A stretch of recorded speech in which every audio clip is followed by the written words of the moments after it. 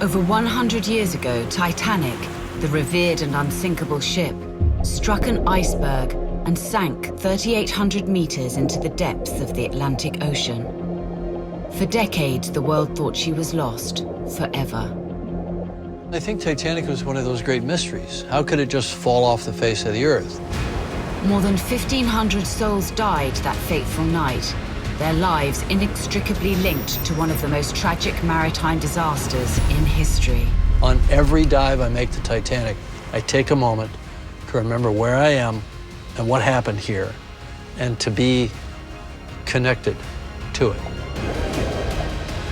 Since her disappearance, Titanic has become the holy grail for deep-sea explorers who set out on a race to find her.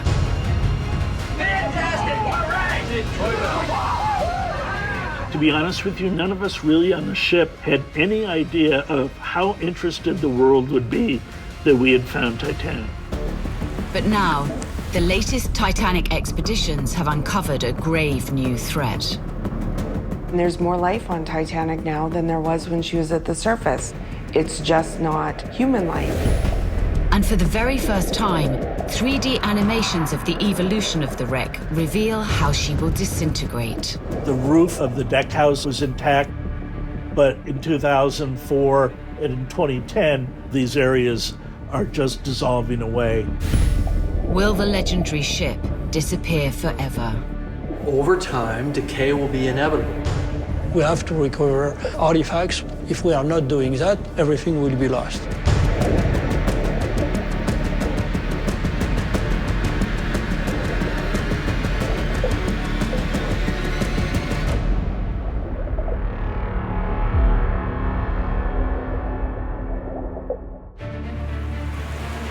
The legendary Titanic has fascinated historians, scientists, and the public for decades.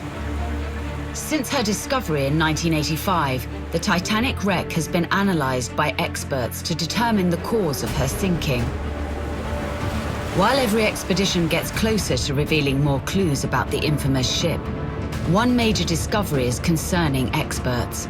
The wreck is being engulfed by bacteria that consume hundreds of kilograms of iron a day, posing a serious risk to the site. During the sinking, the initial impact will have twisted and turned metal, and those twistings and turnings have actually opened cracks in the steel that have now made it much more available to biodeterioration. Naturally forming bacteria in the environment attach and start degrading the wreck. Over time, decay will be inevitable, and that collapse will trap objects inside the ship that could be of some kind of historical value.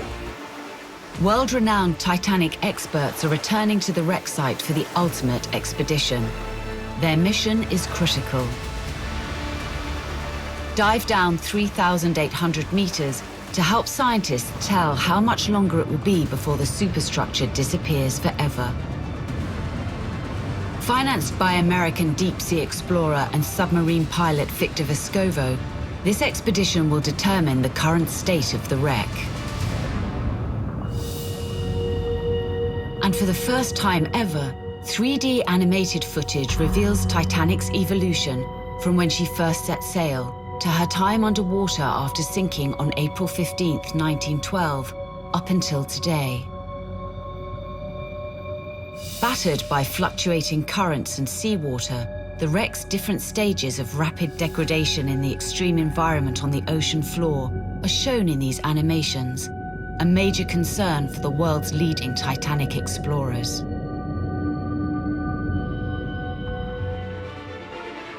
We bring together the most pioneering oceanographers of our time, not only to relive their captivating journeys of discovery, but to shed new light on the danger that the wreck now faces. One such expert is Jean-Louis Michel, a pioneer in underwater research who co-directed the French-American scientific teams of the Discovery mission to localize and find Titanic in 1985. Autour de moi, alors c'était la tempête, quoi. L'effervescence même. Tout le bateau est passé pour voir les images de la découverte. On est sur le Titanic. and Paul-Henri Nargeolet, a former French Navy diver who has led 7 expeditions to the wreck.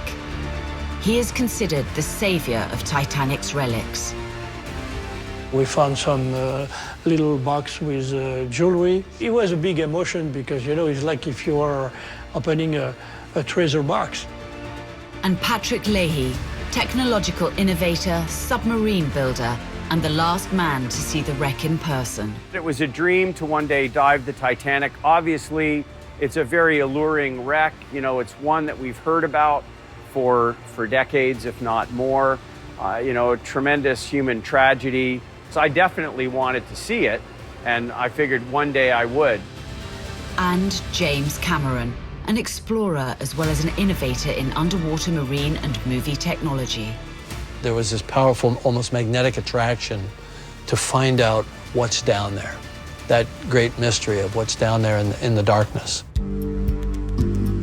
Back in 1997, with the global success of his blockbuster feature film Titanic, James Cameron delivered the history of the legendary tragedy to the public as never before. Although renowned as a filmmaker, Cameron is also a recognized deep-sea explorer with historic accomplishments to his credit. For him, Titanic was the perfect entry into his passions. Titanic is enormous. That's why they call it Titanic. Well, I think what happens is that Titanic sort of is like a black hole. It sucks you in.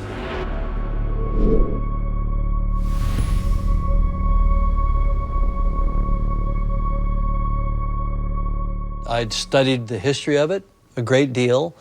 I'd become a member of the Titanic community, many of whom are interested in the events of the sinking and so on. And I think Titanic was one of those great mysteries. How could it just fall off the face of the earth? To understand the impact of the ocean liner's disappearance, we must return to her origins when Titanic was already a world wonder. The construction of the Titanic begins in 1909 in Belfast, Ireland, and takes over 3 years to complete.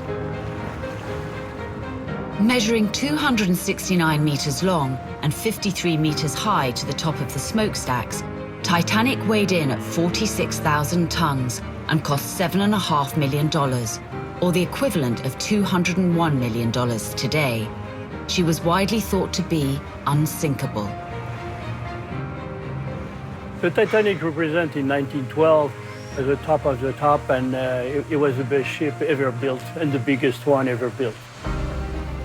The top of technology, the top of the luxury, everything.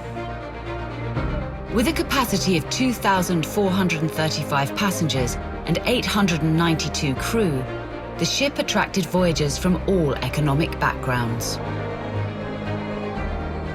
The passenger on board the Titanic was high society. The rich people, they were very well known. They were the star at this time. There was no movie star or stuff like that. It was the rich people, they were the star. And also the immigrant, they want to come to US to have a better life, a new life. The lower classes were relegated to the lower decks, away from the freewheeling first-class passengers.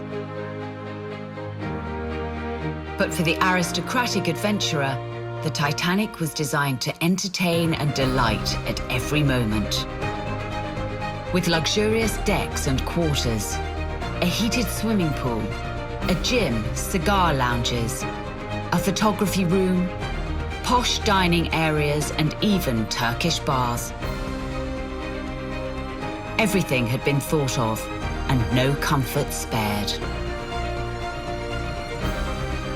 For the wealthy, the 7 days spent sailing to reach the shores of New York City would be a chance to live the dream. But that dream would soon turn into a nightmare. The Titanic tragedy took place because in 1912, the winter was very warm, and a lot of icebergs were there, and that's why it was possible for the Titanic, who was running by far too fast, to hit one of the icebergs.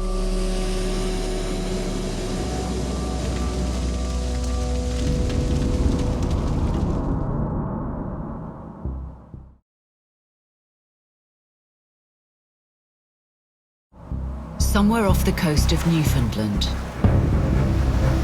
April 14th, 1912, 11:40 p.m. 4 days after setting sail, Titanic, the largest ship in the ocean, hits an iceberg on its starboard side. It takes less than 60 seconds to seal Titanic's fate and doom the thousands of lives on board. Alerted by the crew, Captain Edward Smith orders the engines stopped. An hour later, the ship's prow has already sunk 10 meters under the surface. It's chaos on the ship's deck. Alone in the telegraph room, the Marconi operator sends one last SOS message. Position, 41 degrees 46 minutes north, 50 degrees 14 minutes west. SOS, sinking ship. On April 15th at 2:20 a.m., the RMS Titanic's lights flicker for the last time before she sinks into the freezing ocean.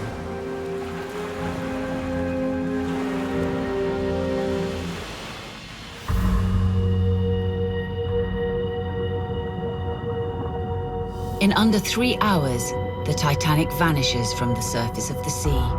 Of the 2,230 lives aboard, over 1,500 people, a majority third-class passengers and crew, perish, reaching their final destination, along with the ocean liner, at the bottom of the sea.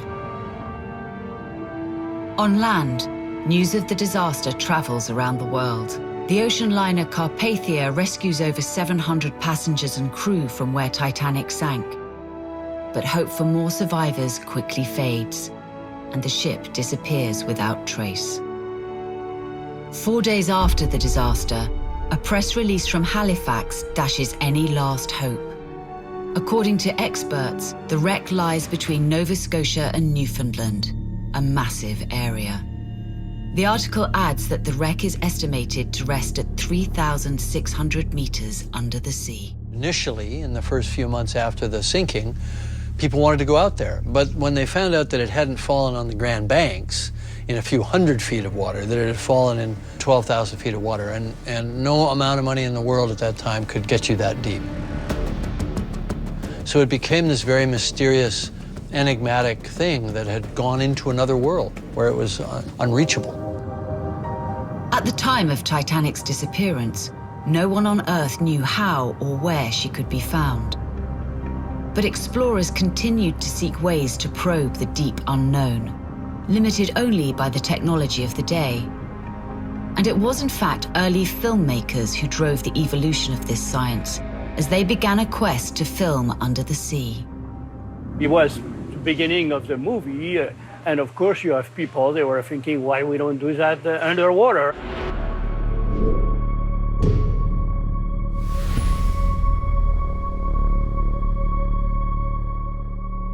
They were trying to build some boxes to put their camera inside. And you know, even today, you have to be very careful when you're doing that, and you have a lot of trouble. In 1916, one particular experiment became the trailblazer of underwater photographic technology.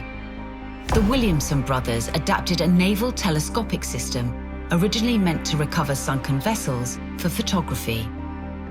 This technology is used with an underwater camera to make their feature film 20,000 Leagues Under the Sea.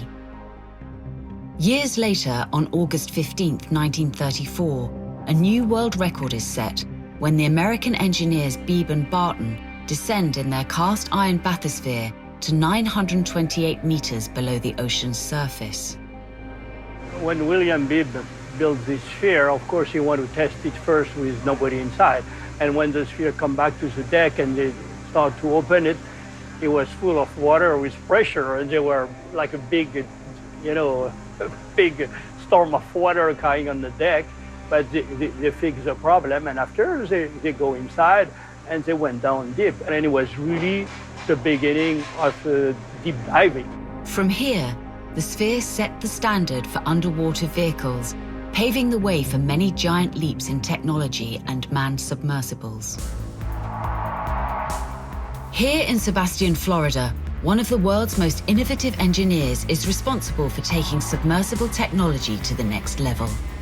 His submarine is the most recent to have dived to the Titanic wreck in August 2019. We made 5 dives to Titanic. And I had the privilege of making 3 of those dives. You know, being able to physically see something with your own eyes, experience it in real time. It's emotional, it's powerful, and it's memorable.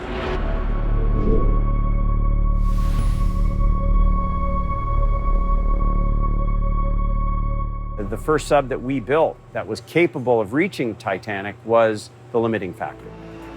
Because the sphere alone isn't enough to protect against the pressure exerted at 900 meters below, when designing the limiting factor, engineers turned to titanium, a strong and lightweight material that can withstand pressure at the ocean's deepest depths, and syntactic foam for buoyancy to ensure a vehicle's ability to return to the surface. Fellow oceanographer Paul-Henri Nargelet is a close friend and collaborator of Leahy's. Welcome. Good to see you back. He travels the world in search of the latest innovations for his future expeditions to Titanic. The limiting factor is 12 ton, 11, 12 ton, which is very light, you know, for going much deeper. And the good thing with the LF, you can launch the LF from the ship, recover at night, and back and forth, and you can dive almost every day in very deep water. That's a big, a big progress in the technology. As technology continued to progress, numerous attempts to reach the wreck tried and failed. And it wasn't until the 1980s and the development of highly advanced manned submersibles that crucial progress will be made.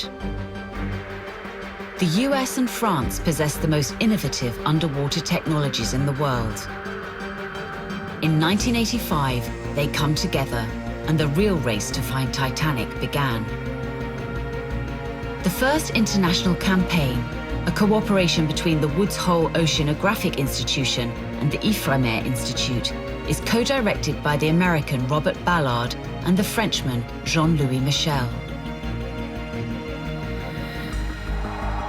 At the time, the French oceanographer is developing a state-of-the-art sonar called SAR. Nous estimions qu'il fallait 30 à 40 jours pour trouver le Titanic. Mettre des moyens comme ça, c'est énorme. Personne n'avait décidé d'investir dans des recherches aussi massives pour trouver le Titanic.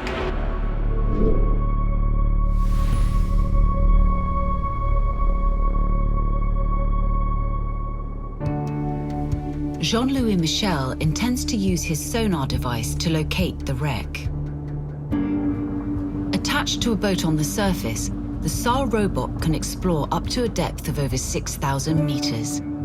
Information collected by reflected sound waves can then identify materials on the sea floor. Si le son qui revient émane d'un fond sédimentaire, la signature est différente que si le son émane d'un navire. Parce que le son métallique est plus fort et différent du son du sédiment. Enfin, on connaît bien les fonds une fois qu'on est passé avec cet engin. The American team uses a different technology called the Argo, which works with an optical scan. With a frame made of steel tubes weighing about 1,800 kilograms, the undersea sled has an array of sophisticated video cameras and lighting. The Argo camera system was sort of revolutionary in terms of the oceanographic survey world. It was one of the first times that scientists would have a live image from a towed camera system in the seafloor.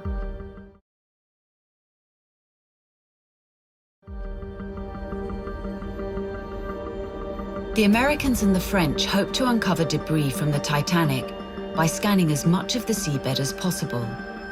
But before sailing off, they must define a search area. For 3 years, Jean-Louis Michel and his team gather survivors' accounts, pore over reports by investigative commissions, and check the logbooks of nearby ships, looking for errors in the ship's position to carry out an efficient and scientific investigation. Alors, on a pris des bateaux qui étaient directement concernés. Le Californian, il voit le Titanic à une certaine distance, avec un certain angle. Ça me donne un complément d'information, mais sans plus.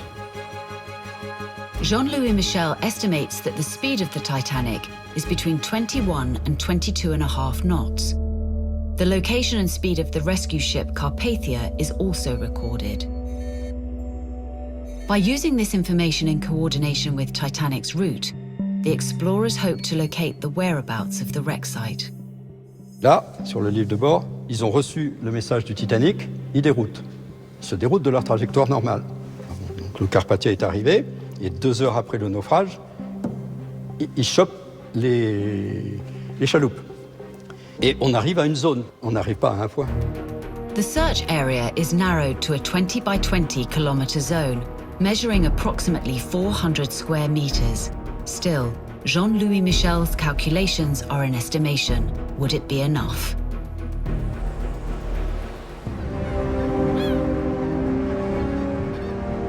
The hunt begins with the French first to set sail aboard the ship Le Roi. For 32 days straight, the crew takes turn around the clock to scan the ocean floor. On August 7th, Le Roi and its towed robot have scoured over 80% of the defined area, 320 square kilometers. But SAR provides disappointing information. There is no shipwreck. Could they be looking in the wrong place? On August 25th, the American team, headed by Robert Ballard, arrives on site to take up the search and comb through the remaining 20%, an 80 square kilometer zone. Aboard the Nore, Jean-Louis Michel joins the American engineers and technicians, including Bill Lang. Bob Ballard had an idea that we didn't need to look for the hull of the ship, but a ship as big as Titanic should have a lot of debris associated with it on the seafloor. That debris, in conjunction with the hull of the ship, is a much bigger target. The hull of a ship is maybe 900 feet long. The debris trail could be a mile long. That's 5,280 feet. So it's a lot bigger target to go and look for small debris. And that's why we used the Argo to go and look for that debris trail. And for days upon days, we got nothing but mud. People would get excited if we saw a fish or a rock. On scrutait des images du sédiment. À n'en plus finir, le sédiment, c'est la morne plaine. Okay? C'est la Lune. At midnight on September 1st, I was on the watch from 12 midnight to 4 a.m. About 45 minutes to an hour into that watch, we started seeing some objects on the seafloor and knew that they were man-made. Moi, en français, je dis ça mord. Ça mord, ça bouge, il y a quelque chose qui change. The team watches anxiously for potential evidence of the elusive Titanic wreck site. And finally, the wait is over. As we went on, all of a sudden, a boiler came into the field of view, and Jean-Louis Michel screamed, "Boiler!" Ooh. Fantastic! All right! Boiler! Oh, yes, yes. We're gonna feel this too. Oh, yes, I'm sure it's a boiler. I see. Yes.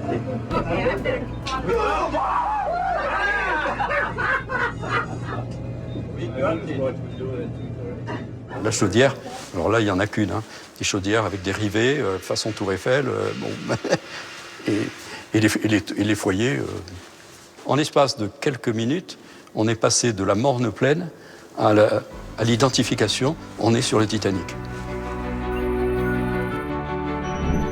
Titanic, the infamous ship that sank to the ocean's depths in 1912, has been found. And although the French came very close to discovering it first, it is the American team that finally solves this mystery. To be honest with you, none of us really on the ship had any idea of how interested the world would be that we had found Titanic. Moi, le premier truc qui est venu à l'esprit, j'ai dit, ah, mes pauvres gars, ils auraient dû être là. Quand je dis mes gars, c'est les gars qui étaient sur le bateau français qui n'ont pas connu cette joie. Ils ont connu la déception, mais ils n'ont pas connu la joie de la découverte. Et ils méritaient de la partager. 73 years after her sinking, the wreck's stunning discovery confirms the account of some survivors. The liner did indeed break in two.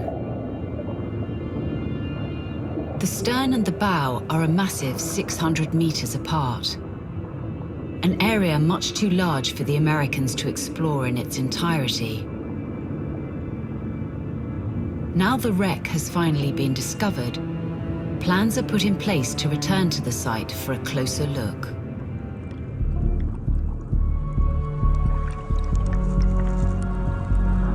(1986).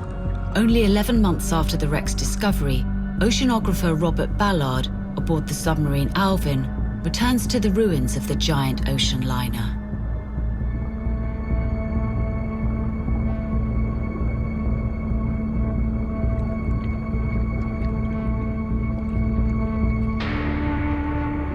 This second expedition to the Titanic site offers the opportunity to test a new robot, Jason Jr. This is the first time a manned submersible has deployed a robot at this depth. Jason Jr. could roam around the wreck, filming in color. The images collected are stunning.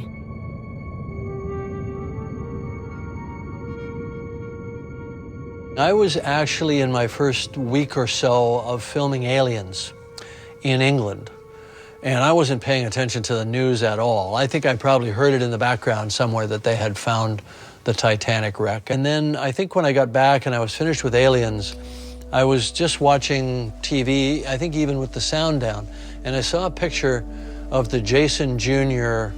ROV. I don't even think I bothered to turn the sound up because I knew what it was. I could understand exactly what it was just by looking at it. And so, you know, I was just fascinated by it.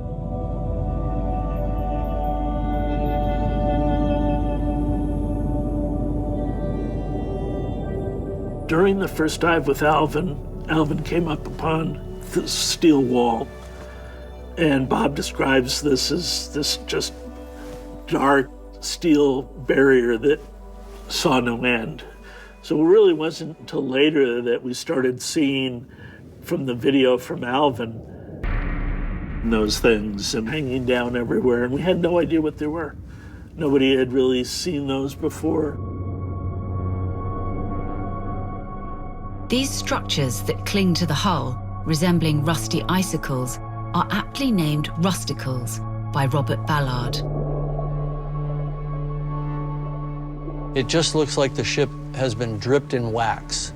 Just brown wax has been poured over. These rusticles are seen on the hull's surface. Is this unidentified growth mere rust, or could it be a greater threat to the Titanic?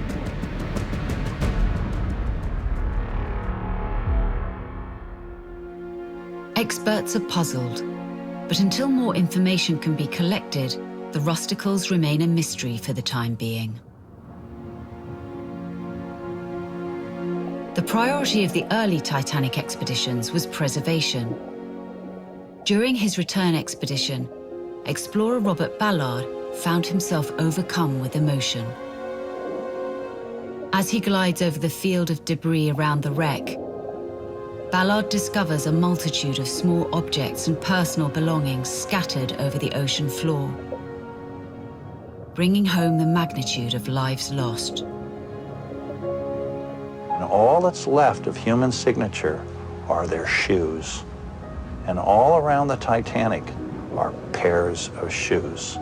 Mother's shoes next to daughter's shoes, men's shoes, crew members. These are the tombstones. Now, I wasn't expecting to be hit by it. See, I went in there, you know, totally under control, so to speak. And I was blown away. It was a very moving experience that I did not expect to have. A vast field of objects stretches out before Robert Ballard's eyes. Hundreds of thousands of items are spread over less than 2 kilometers between the ship's prow and stern.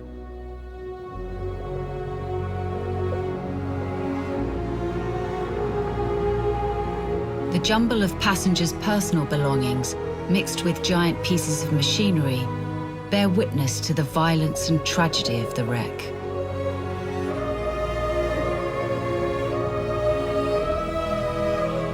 portion of the debris field is nicknamed Hell's Kitchen due to the many cooking utensils strewn about.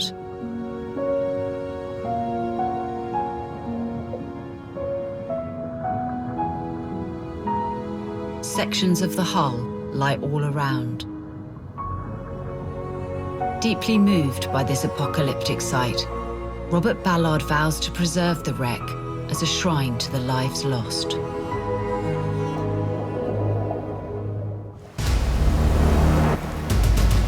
But despite intense campaigns against bringing up artifacts from the Titanic, 2 years after its discovery, a French-American team sails off on a 2-month expedition. Its goal, to salvage objects from the sea floor and enable the world to learn even more about the Titanic and its passengers. To carry out this deep-sea archaeological excavation, in 1987, the French Nautil is chosen over the American Alvin. As the Alvin belongs to the US Navy, it is not authorized for private expeditions. Today, the famous yellow submarine is still in operation and remains at the cutting edge of technology. To date, Nautil has made a record 119 dives to the Titanic. 9 of these were piloted by Jean-Paul Justiniano. Le pilote est en position de travail, il est positionné sur le ventre et il peut, à pleine main, récupérer sa poignée de bras et pouvoir faire tous les mouvements indispensables pour la maîtrise des bras extérieurs. In order to bring artifacts to the surface, the submarine is equipped with various tools, including gripper arms. A genuine Swiss Army knife of the deep, the Nautil is capable of operating at over 6,000 meters under the sea. The movement of the arms are basic. They can be raised, lowered, and angled using various joysticks inside the sub. Sur Titanic, des fois on descend dans des endroits assez exigus et il y a le courant, il y a tout qui bouge. Donc il faut gérer les moteurs en même temps, le bras. C'est assez, des fois c'est pas simple.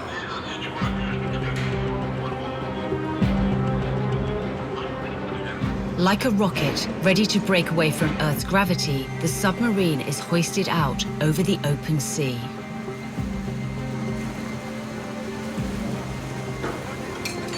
The winch lets out several meters of cable, and the Nautil plunges into the big blue.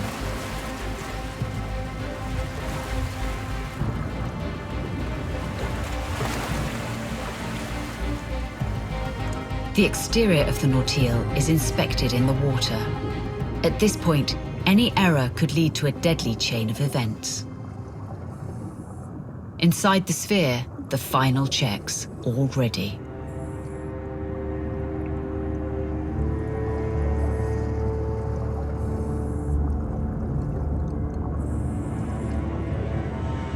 Cramped in a mere half a cubic meter, the 3 crew members make their descent in total darkness to save on battery power.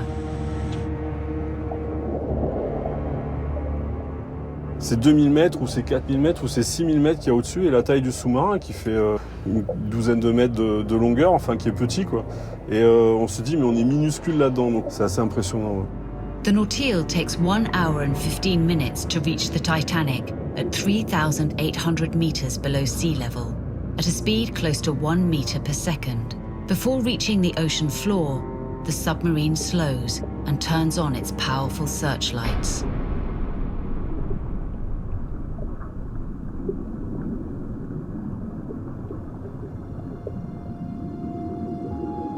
Over the course of 32 dives, over 1,800 items were brought back up with Nautil's basket, or with elevators capable of hauling heavy loads. The first expedition ever to recover objects at this depth is an achievement.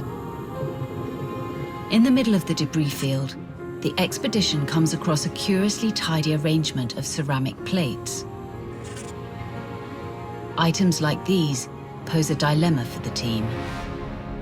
Si on veut les remonter, avec nos petits bras musclés qui exercent une pression de 100 kg au centimètre carré en bout de pince, c'était clair qu'on allait tout casser. Donc on a développé une genre d'outil préhension sous forme de ventouse. One by one, the fragile plates are gently captured by suction and brought to the basket. In total, Ifremer collected 5,800 items as a contractor for the American company RMS Titanic, Inc., the only entity authorized to bring up artifacts from the wreck. And with the recovery of these precious relics, the Titanic is intimately brought into the hearts and minds of the public.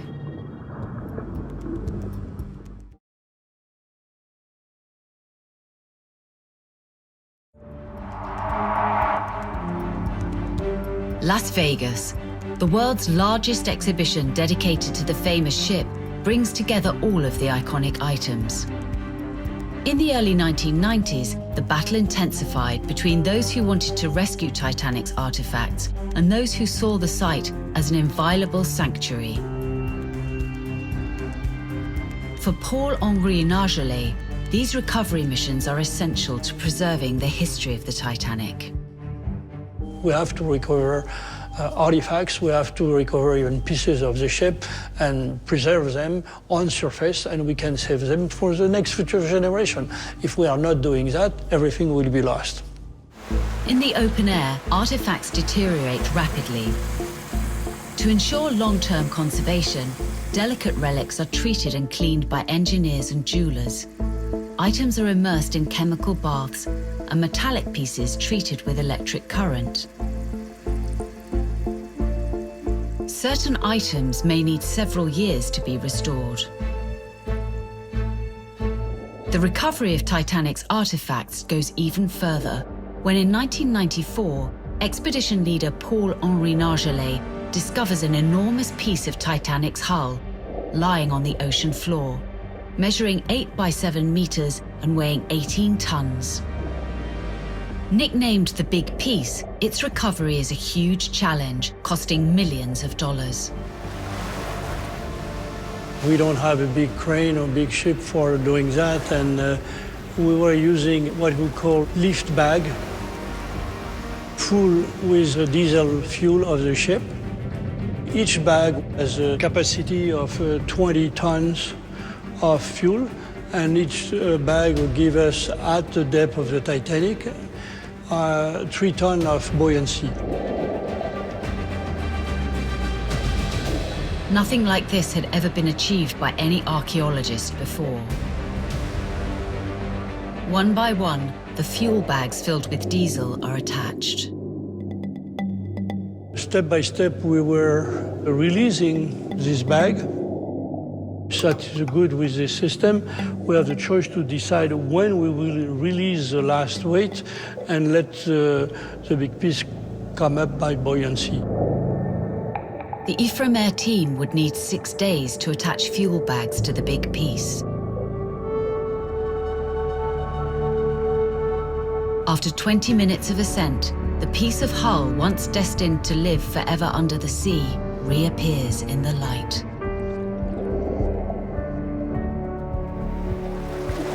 This monumental 8 by 7 meter remnant originated from the starboard side of Titanic.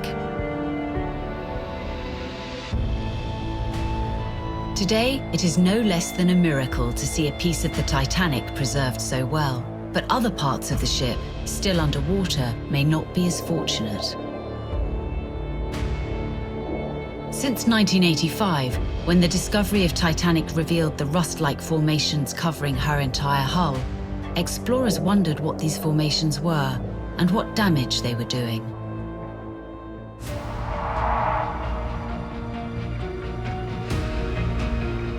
In a laboratory in Canada, microbiologist Laurie Johnston is among the world's leading experts on Titanic's bacteria for the last 20 years. Her analysis of the strange orange-colored material has revealed a surprising result. The rusticles are alive. There's more life on Titanic now than there was when she was at the surface. It's just not human life, it's biological and organic life.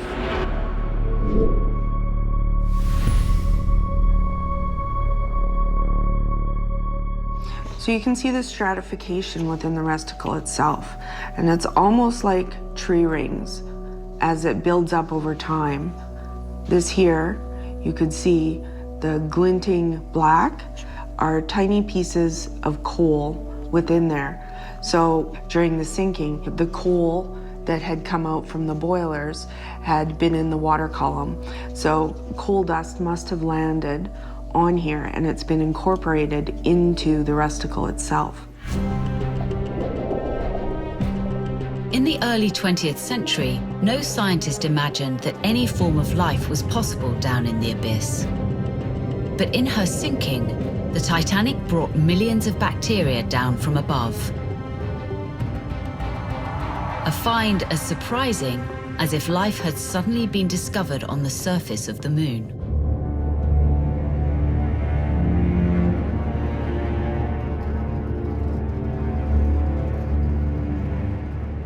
These rusticles are colonies of bacteria. They have their own, they create circulation inside, they have gravity-fed flow, they feed nutrients from where they're dissolving the ship down to the rest of the colony, and they grow down until sometimes they get 2 meters long. The rusticles have been known to cause deterioration up to 100 kilograms per day of iron that it's removing from the ship itself. And this wreck itself, Titanic, because it's made of steel, is a very good food source at the bottom of the ocean.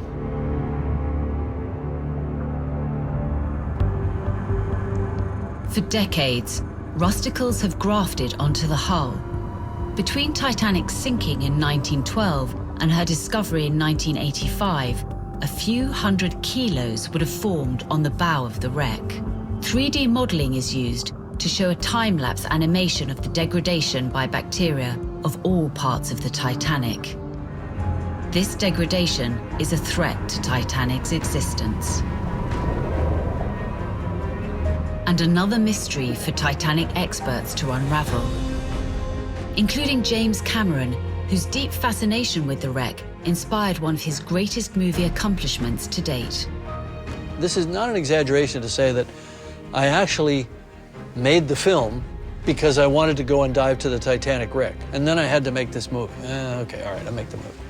And then that worked out well. And so then I could afford to go some more. So why not? His interest in the world under the sea began at an early age.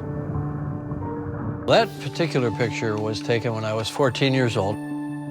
I was fascinated by underwater things, and I had seen an underwater habitat at the Royal Ontario Museum. And I did sketches of it and so on, and I got very excited. I decided to build my own. And I put my pet mouse in that, and I lowered it on a rope down to the bottom of a nearby river. So it went down about 20 feet, and the mouse was fine. He survived.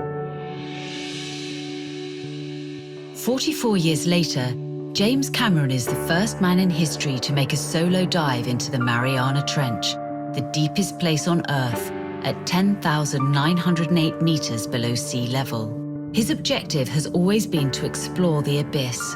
An undisputed expert, his passion is inseparably linked to his quest for the technology and engineering needed to bring him closer to the Titanic. I was fascinated by the idea of the very deep ocean. I loved everything about the ocean. And I wanted to see ROVs, I wanted to see robotics, I wanted to see submersibles. In 1991, a new expedition to dive down to the wreck on the Russian Mir submersible is organized to capture rare images for a unique purpose, an IMAX movie aimed at the general audience. I said, if they can do it on an IMAX budget, which is a couple $1 million, I can do it for a theatrical feature budget that might be 10 or 20 times that. And I thought, I'm going to Titanic.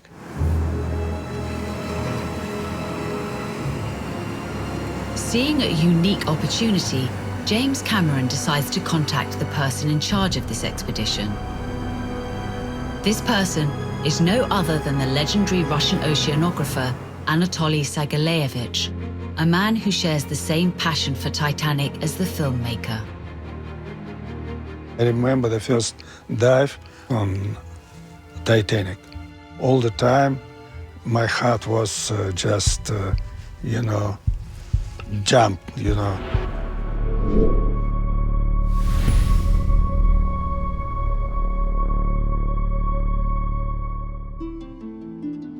Despite 10 years passing since they last met, Anatoly Sergeyevich and James Cameron remain close friends.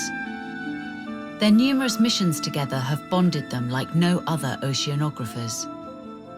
I wish there were more scientists like you, Tolia. I wish everybody in the world could understand that to be a scientist and an engineer and an explorer doesn't mean that you live only in your head.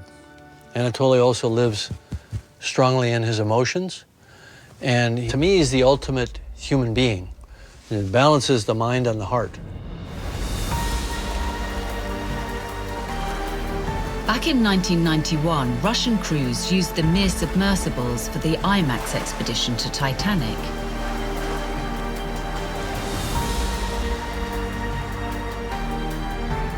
These technologically advanced subs, designed by Sergeyevich himself, gave James Cameron an idea.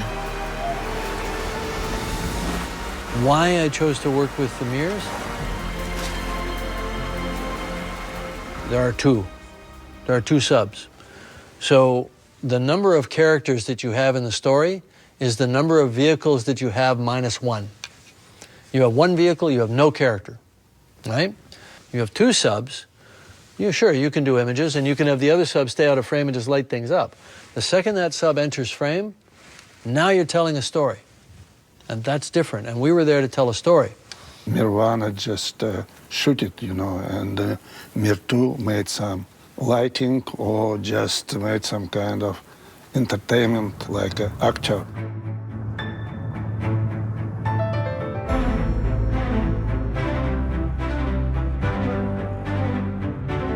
We'd come up here and the lights would hit the ship. You wouldn't see very much. You'd just see this line right there. And then you come up and stop, and then you wait for the other sub, and the other sub comes down behind you. It's maybe 20 minutes later. So we sit and have a little tea, and then the other sub arrives, and then we begin our operation, usually by flying up over the ship and following along the ship.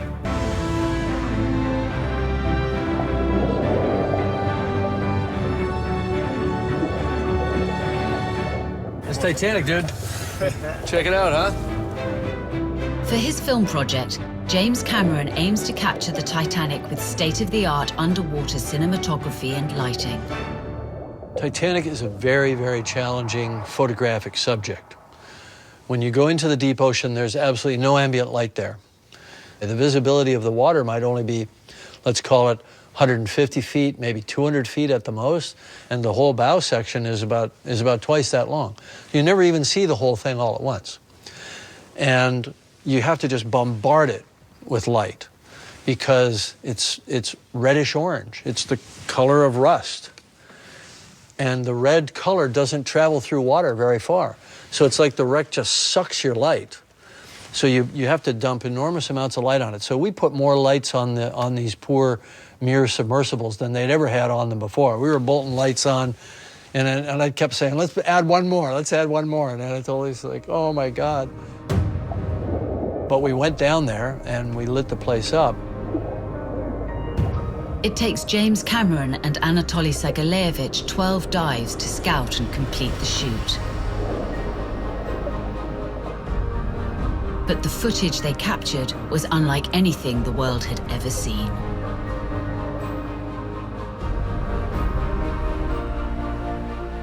So they'd count portholes and they'd say, okay, we think we're at D35 right now. I'd say, shine your light in. Meanwhile, I'm inside the ship with the ROV, and I'd see a light come in. I'd say, oh, you're at the wrong window. Go to the next window. And then once they got the right window, remember all this? Yes. But all the underwater technology and lighting at Cameron's disposal was still not enough to capture the necessary details for his Hollywood blockbuster. This model was used in the movie Titanic because the bigger shots that included two subs had to be done with models. We could only do shots with one sub, but there were supposed to be two subs in the story. So the bigger, wider shots were done using this model. So this model had to match perfectly the real ship, because we were mixing shots of the real ship with shots of a model. And I don't think the average person could tell the difference. But the answer is very simple. If you see two subs in the shot, it's a model shot. If you see one sub, it's a real thing. Jim once asked me, Toля, what do you think? How many Oscars? I said him, 10 minimum. He said, no. I said, yeah, 10 minimum. The movie eventually took home 11 Oscars. Although it cost $200 million to make, it grossed over $2 billion. The film helped spread the legendary story of the Titanic worldwide, across all generations. However, the Canadian filmmaker had no interest in stopping there, and he decides to attempt to capture images from places where no one had gone before, the inside.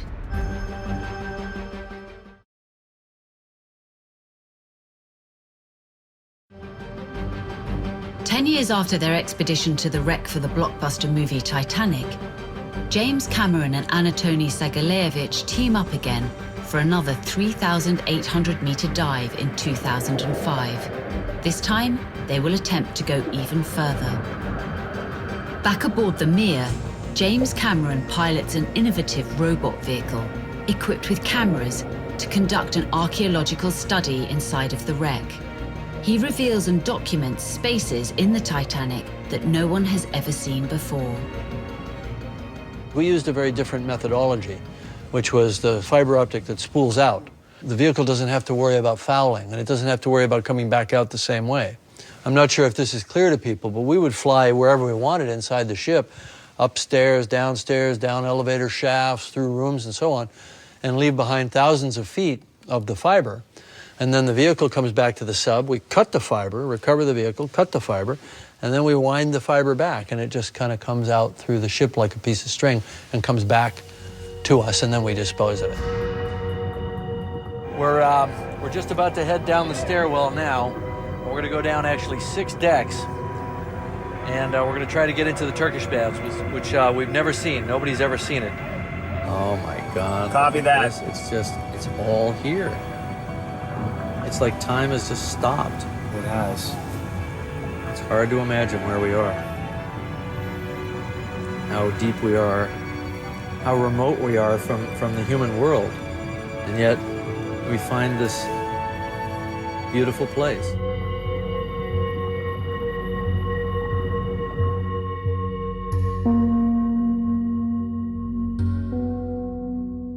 When you're moving around inside the ship, you feel like you're either in a cave or you're in maybe an earthen tunnel where the roots of trees are coming down into the space you're in, but it feels very organic. And then all of a sudden, you'll see a cabinet with a mirror or some artifact of civilization surrealistically transported into this biological kind of grotto or cave-like environment. It's very, very surreal. Back at the James Cameron studio, his model of the Titanic has become a 3-dimensional representation of the bow of the wreck, as it was in 1997.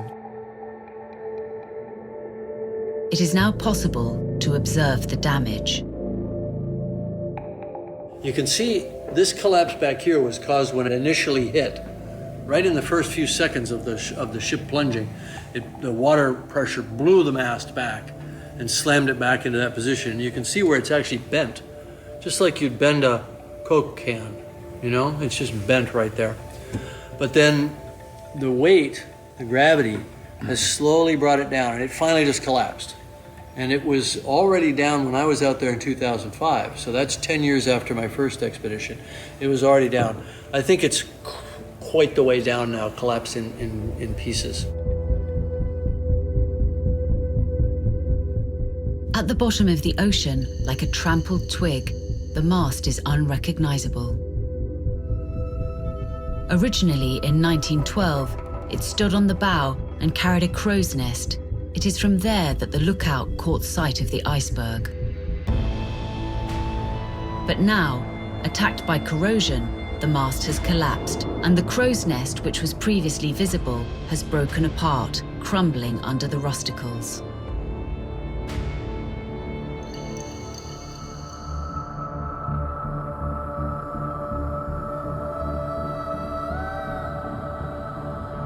And in 2010, a new expedition names the bacteria Halominus titanicae, a branch of the bacteria family resistant to extreme conditions. These iron-eating bacteria literally consume steel. In the media, Halominus titanicae is held responsible as the main cause of the wreck's degradation. One puny bacteria does not deteriorate the whole wreck. You need that group, you need that community, you need that consortia of bacteria and fungi, molds working together to be able to cause the deterioration and the resticle structures on these wrecks. It is the fate of every shipwreck to eventually disappear, but Titanic's decomposition is unusually rapid. In total, the scientific community discovered 27 different strains of the bacteria, estimated to be consuming between 200 and 300 kilograms of iron per day. Based on this data, some experts predict that the wreck will disappear in less than 20 years. The race is on to get back to Titanic, this time for an urgent assessment of the ship's deterioration. If you're going to manage something like this, a site this big, you need to know its confines, you need to know how big the site is.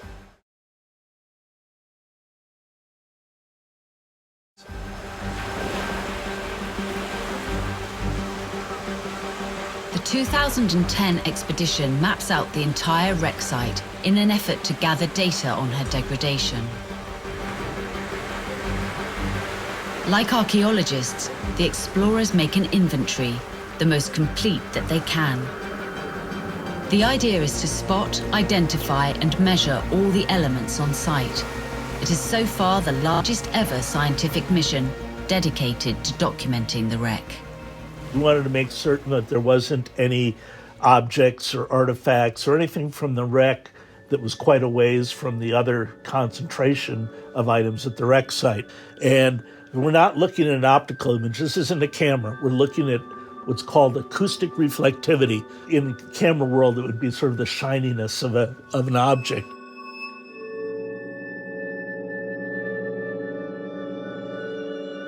So here you can see a sonar image of the bow of the Titanic. This object up here is actually one of the hatch covers that blew off the ship as it was landing.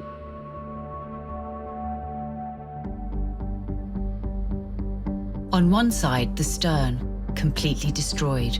On the other, the bow. And in between, the vast field of debris. For the first time, the site can be visualized in its entirety. But Lang's work was far from done. He prepares the biggest photo project ever undertaken. And this time, it's not about discovery, but about preservation. We wanted to create an image of the wreck site as if you were walking on the seafloor and came up to this and there was no water there. That's a big undertaking. During the 2010 expedition, hundreds of thousands of images are taken. Centimeter by centimeter, the wreck is photographed. It takes Bill Lang and his team over 2 years to assemble the pictures to create impressive photo mosaics.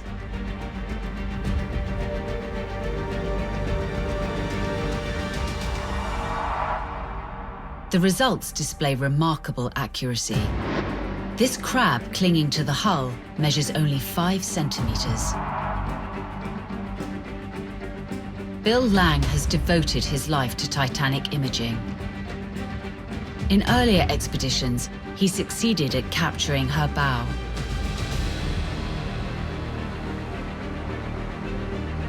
In 2010, by comparing his photos, it is possible to see the evolution of the wreck.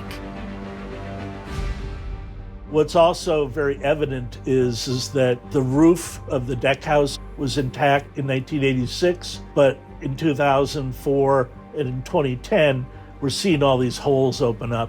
And this is where the metal roofs of these areas are just dissolving away. At this stage, the entire wreck is in danger, at the mercy of an invisible enemy. Scientists are researching how many elements, including bacteria, oxygen corrosion, and currents, are causing irreversible damage to the steel colossus. But 9 long years will pass before anyone returns to check in on the wreck. Okay, Tom, last check. We're going to just have Tim, or maybe you can just secure your own hatch. Roger that. Securing. August 2019, Patrick Leahy, Laurie Johnston, and Paul-Henri Nargeolet set out on the first expedition to Titanic in 9 years. Nose are down. You got 2 swimmers in the oil. You can start pumping down. Roger that. Turning pumps on now. Pump in? Yep.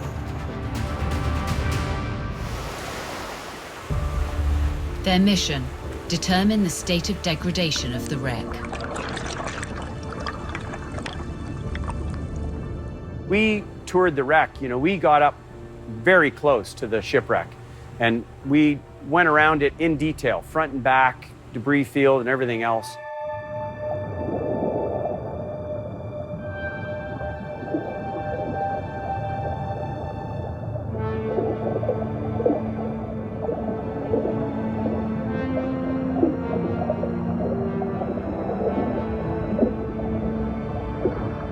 These are the very last images taken of the legendary Titanic wreck.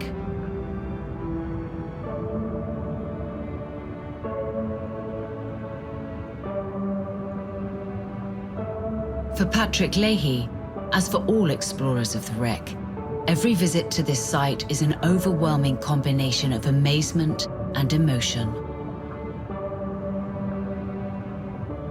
I was in awe of its physical size because, you know, you see pictures of it, you've seen films about it, but when you drive up to it and you're physically looking at it and you see how enormous the wreck is, that was the first thing that struck me.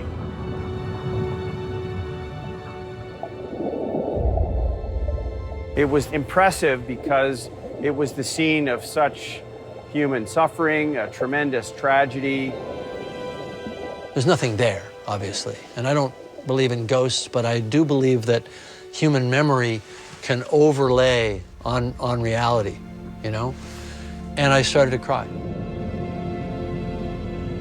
In that moment, I made myself a promise that on every dive I make to Titanic, I take a moment to remember where I am and what happened here, and to be connected to it. The 2019 images enable us to observe that the front of the bow has evolved very little since the last expedition in 2010. Those present at the dive report that the amount of rusticles has not increased. Deterioration continues, but it has not accelerated. The experts agree unanimously, the wreck will not disappear in the coming decades. Still, there are areas of the Titanic that remain at great risk, like the rear of the bow. The degradation here is a warning of how the future of the wreck could progress. What you can see here, this is the outer hull on the starboard side, and this is the outer hull on the port side. And this is called shell plating, and this is pulled away from the internal structure of the ship. So the internal framework, the decks and bulkheads were attached to the shell plating, but because of the impact of the bow section hitting the seafloor, the shell plating is pulled away from the internal structure.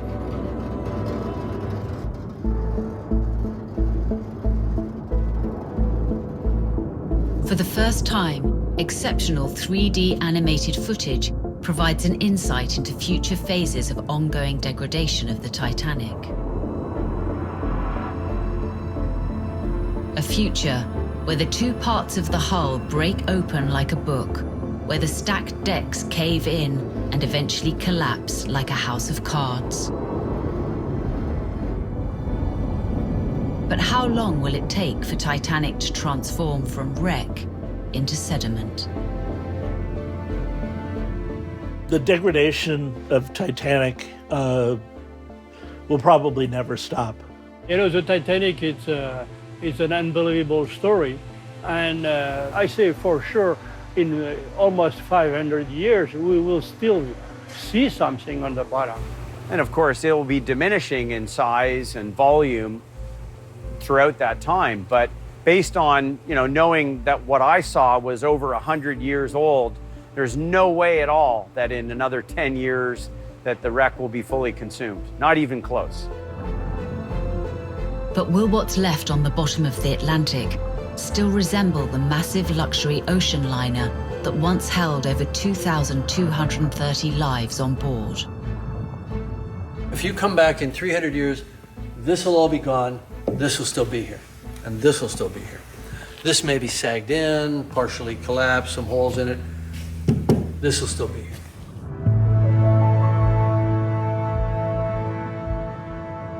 Over 100 years after her sinking, the Titanic's bow still looms majestically, as if time had stopped, as she waits for the next round of expeditions. Titanic remains a legend and continues to rouse the passions of explorers and scientists around the world.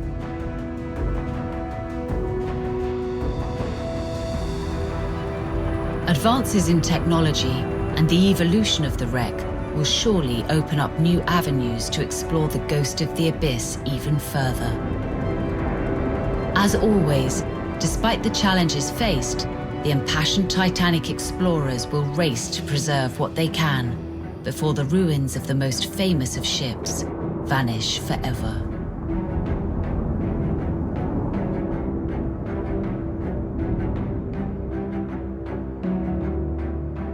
There are definitely reasons to go back. I think we've seen some of the most beautiful things already, but the Titanic always keeps secrets.